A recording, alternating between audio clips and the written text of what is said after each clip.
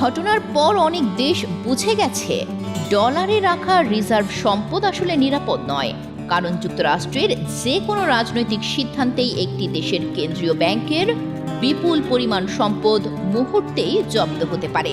ফলে তারা দ্রুত বিকল্প খুঁজছে, আর সেই বিকল্পের প্রথম নামই হলো স্বর্ণ। ফলে বিশ্বের বিভিন্ন কেন্দ্রীয় ব্যাংক এখন নিজেদের বৈদেশিক মুদ্রা রিজার্ভে স্বর্ণের পরিমাণ বাড়াচ্ছে। এর ফলে স্বর্ণের উপর অতিরিক্ত চাহিদা তৈরি হয়েছে, যা দামের ঊর্ধ্বমুখী প্রবণতাকে আরও ত্বরান্বিত করছে।